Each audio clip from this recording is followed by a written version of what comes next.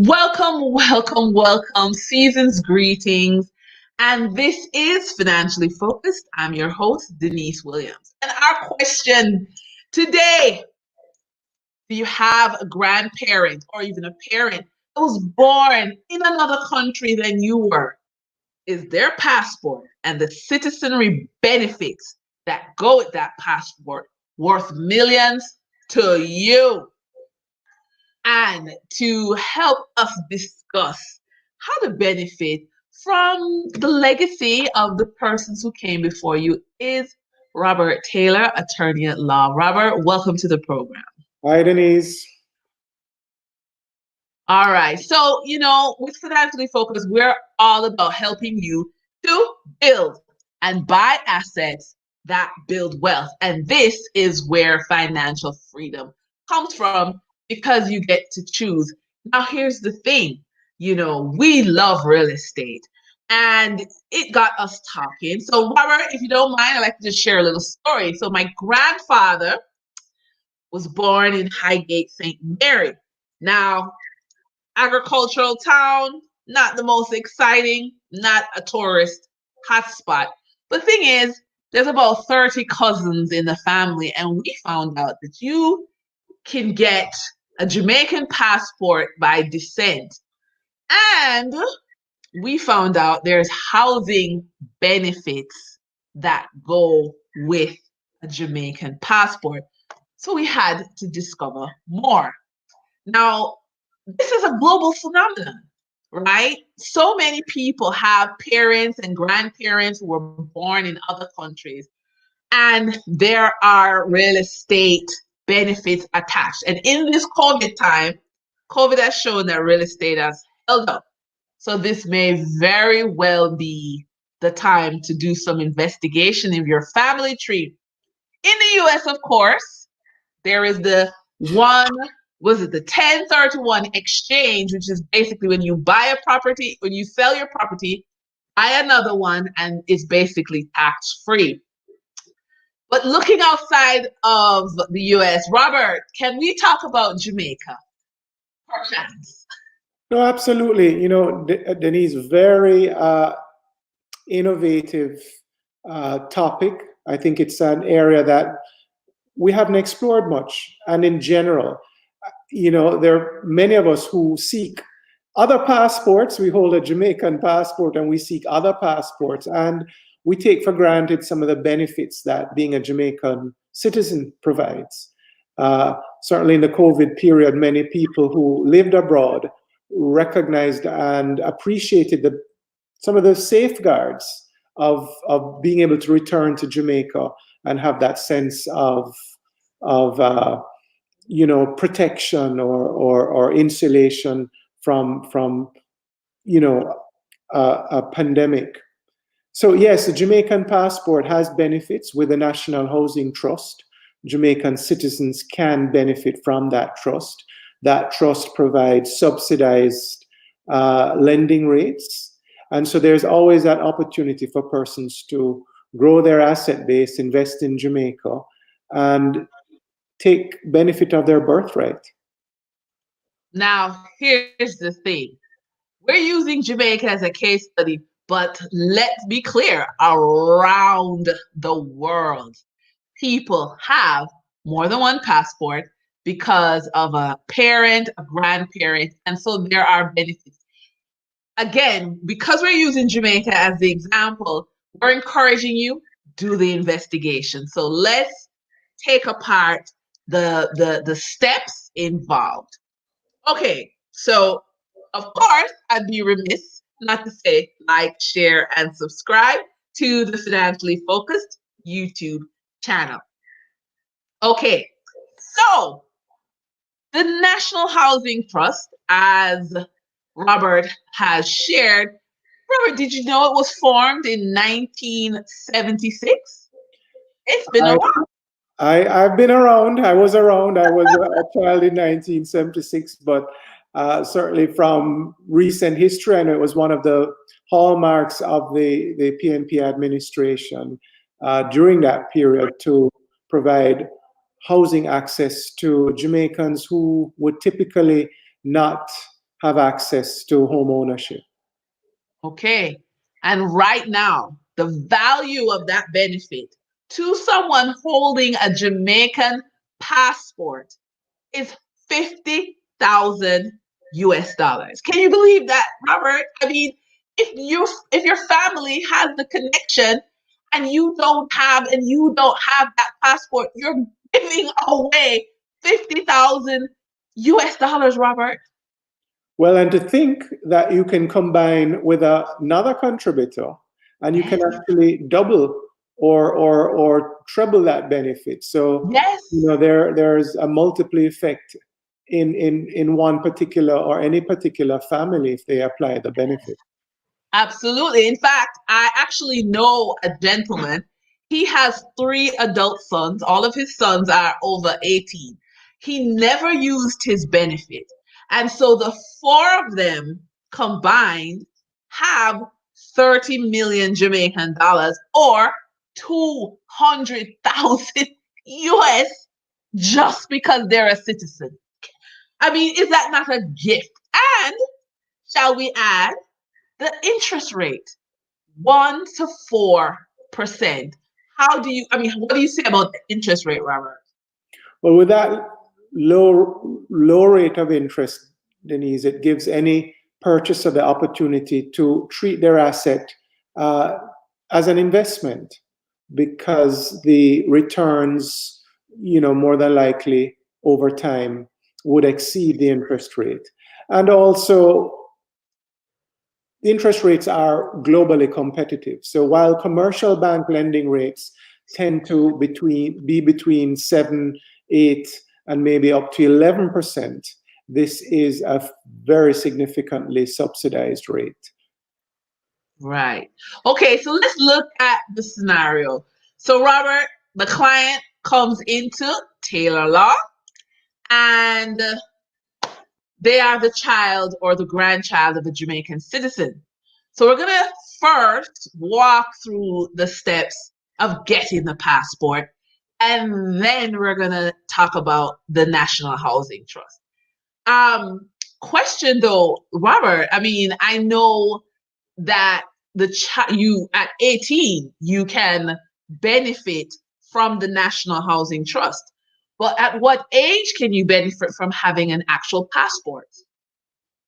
Well, Denise, based on my experience and the process, once you're born and you qualify, an application, if you're a minor, that application can be made on your behalf by an adult. So basically, you can pre-plan for your child. So if your parents are, again, we're using Jamaica as the case study, but this applies around the world.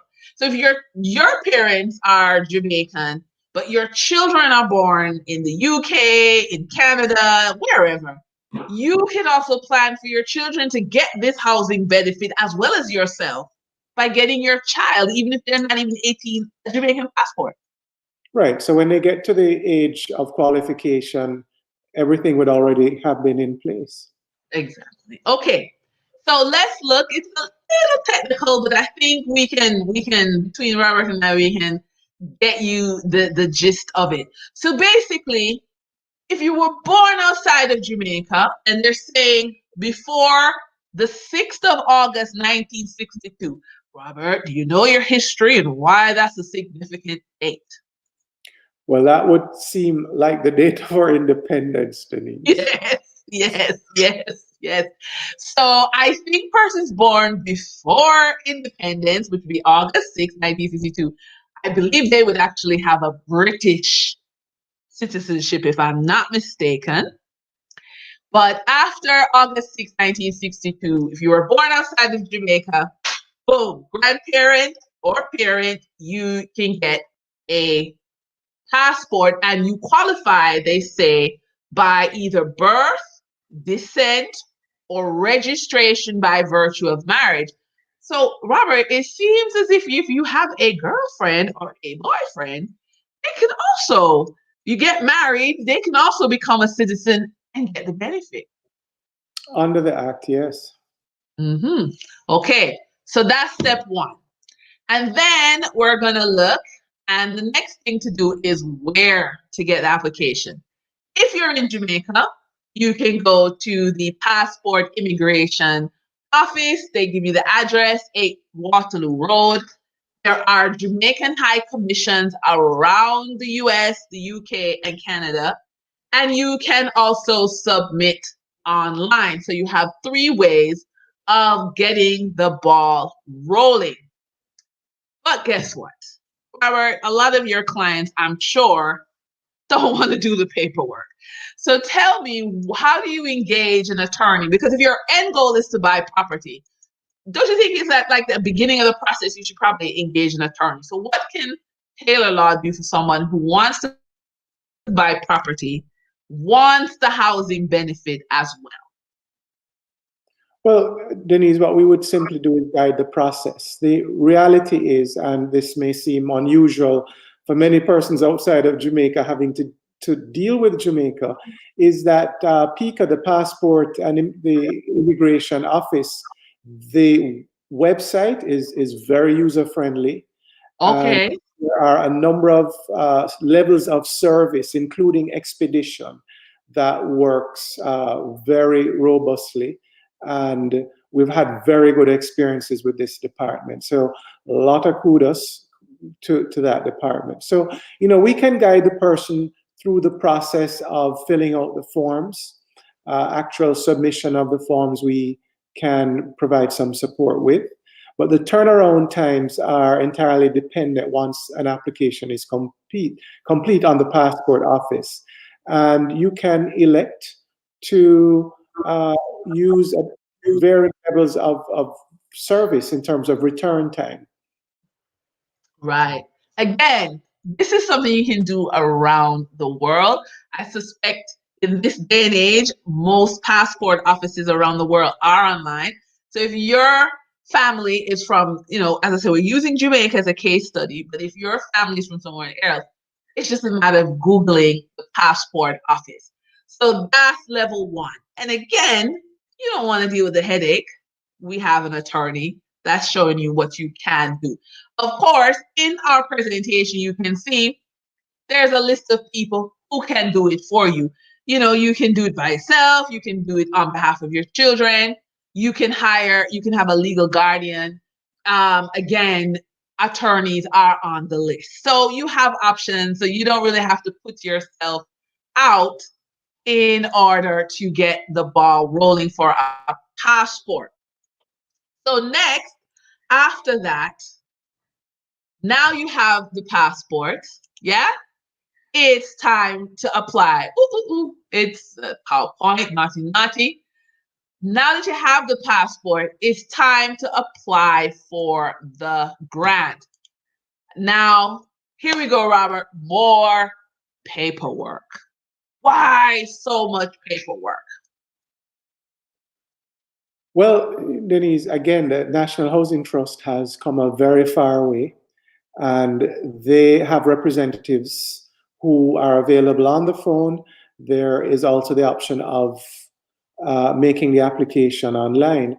But, I don't think persons should see it as a deterrent because of the significant benefit that Yes. is at the end of the process.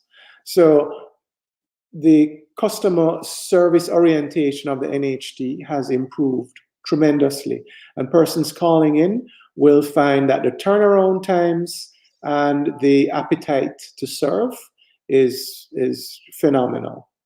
And let's repeat, we're talking about $50,000 US dollars on the table for one. You can combine. I believe, and I could be wrong. So if anybody from the Housing Trust is watching, please call me. You can combine up to 11 people if you're making a significant purchase. That is 11 times 50,000. That, of course, you're going to need a good lawyer for such a transaction. But you said it, their customer service, they want the citizens to take up this opportunity. Okay?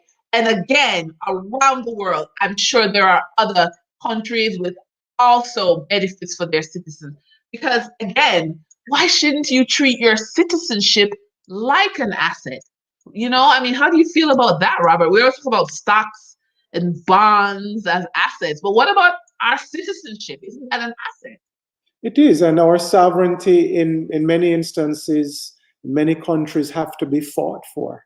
And so, when you think of it that way, the US is one example, and there are other countries with that example. But countries will offer particular incentives to mobilize investments, and this is common throughout different countries of known. So we need to look into what Jamaica has to offer and mine this opportunity. And I think you're spot on. HD does that. Right. And again, so yeah, you got to fill out a few forms, but think about the end result. Yeah. So now, moving on.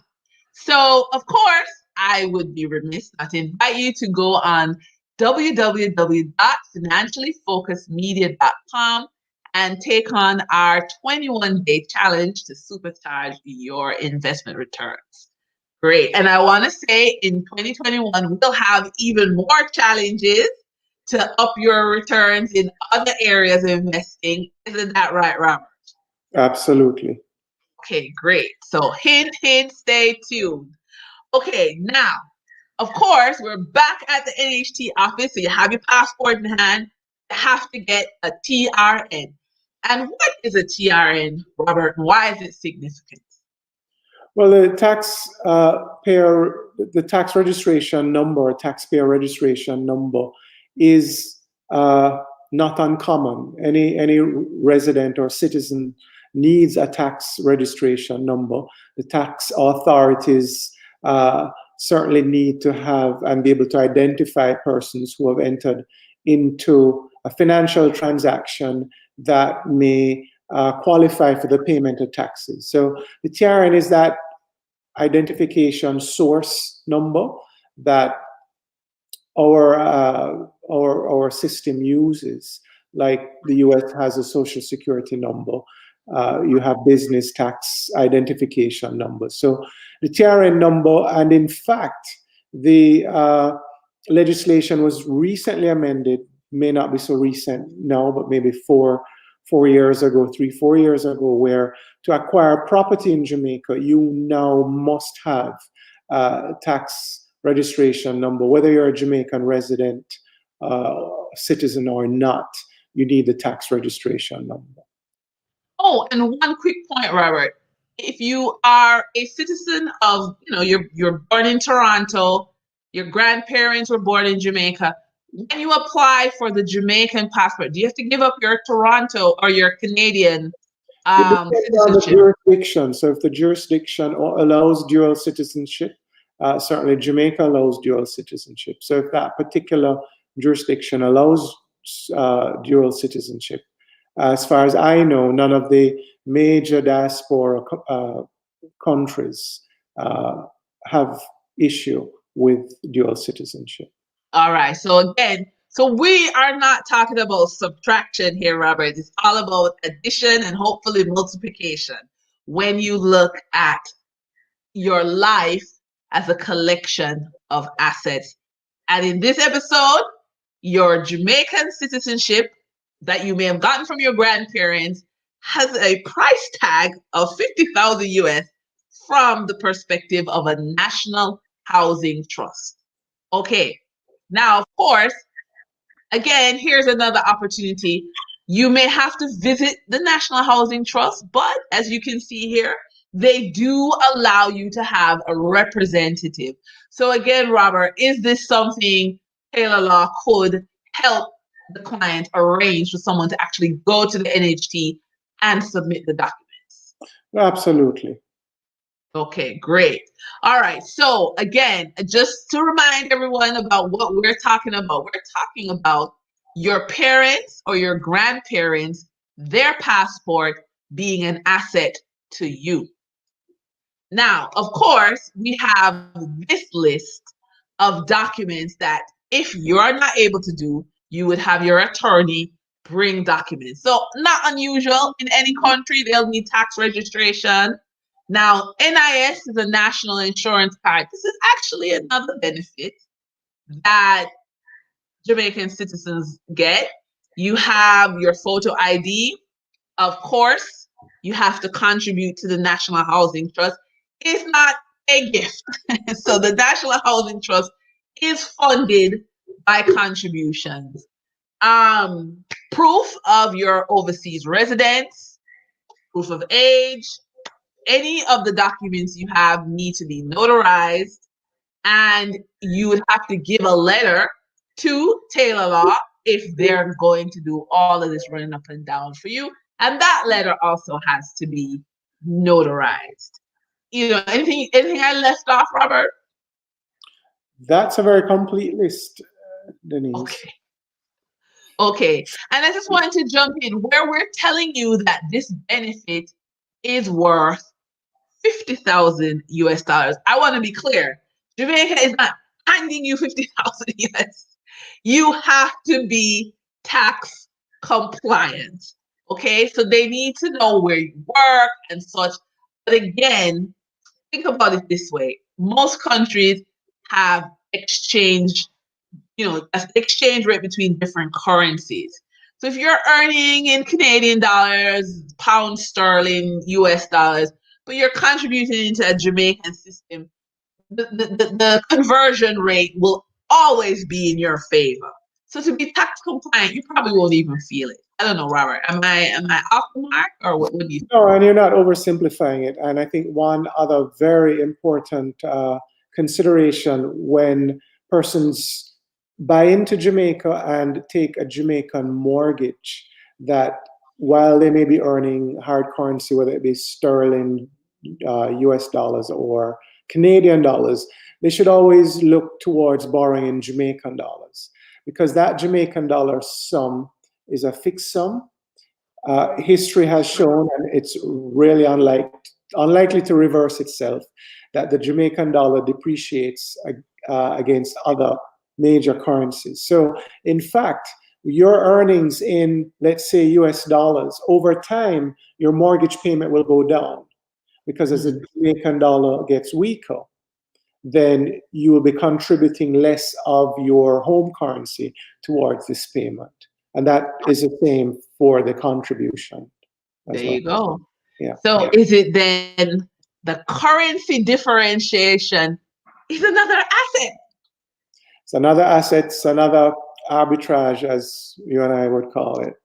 Yeah. Okay. Now, here's the thing, though. We're doing this paperwork, filling out the forms, sending in the document. You've notarized Robert to act, but you gotta wait. Okay? Come on. It's government. There's no fast turnaround. So they tell you up front, you gotta wait 2 years. Okay, so you're gonna do all the paperwork. Now, of course, let's say you had registered your baby or your child before they turned 18, and then when they turned 18, you became tax compliant and you regularized everything. Then they're eligible to be a homeowner by the age of 20. Is that not plus plus plus? So yeah, so if I'm 40 odd, I may be impatient, but let's think long term and see how we can benefit from this legacy. That said, after you're doing the wait, let's be productive in the wait period, okay? And start shopping. Robert, we have price ranges. Now think about it. I just looked at houses. I don't know about you, Robert, but have you had any friends, connections, or anywhere that says you can buy a house in New York or Toronto or London for 95,000 US dollars? I don't know. Tell me. I'd love to know. Maybe deep rural US, but certainly the product that you're getting would be nothing like you have up there. $95,000 in St. Catherine is block and steel. Block and steel. Okay. And we also have some photos. I have a few photos. So Zadie Gardens, well, here it says Zadie Gardens 137,000 and Hope Pastures is 342,000. Robert, I don't know when you've been to Toronto. I don't know when you've been to London. I don't know when you've been to Manhattan, but I don't know. Have you seen anything for $345,000 with land space in those metropolitan cities? Very unlikely. And so you're looking at twice, maybe three, four times. Right. And so here we have a range. I think, Robert, you more than I know how the real estate product has evolved. I mean, can you give me 5, 10 years in 2 minutes? How has it evolved? The pictures say it, but I mean, your experience with clients back it up. Absolutely. What we've seen, Denise, is the uh, growth of the gated community.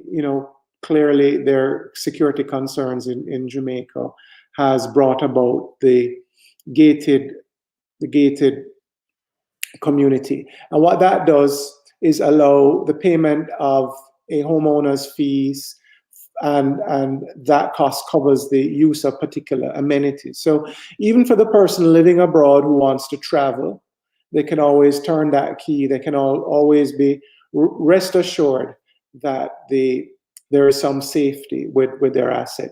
But what we've also seen is developers rising to the occasion and improving the product offering.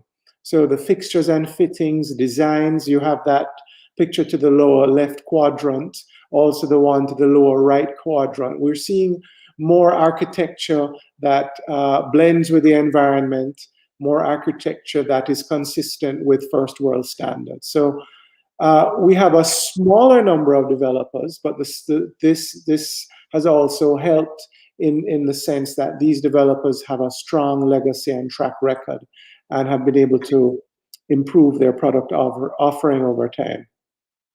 And again, we're using Jamaica as a case study, but I'm positive persons with connections to South America, persons with connections to the African continent. I mean, I am sure across the world, Eastern Europe, I mean, Asia, I'm positive there are a similar type of benefit that you can create that kind of family legacy. Okay, so what we've done in this episode is we've really used Jamaica as a case study to say, hey, this is a benefit. The benefit has a dollar value. And you've given us an added benefit, Robert, that if you get the mortgage in the currency of Jamaica as an example, your US, Canadian, sterling, yen, whatever earnings will be stronger. And that means just by nature of depreciation, mortgage payments will be lower. So win-win. So let's just wrap up where we are so far. So you're going to get your passport. So we're putting the pieces together. You get your passport. You're going to get tax compliant. You're going to apply for the National Housing Trust benefit. Then you're going to find a house. And this benefit, 1 to 4% interest rate and $50,000 US as the dollar value of this benefit.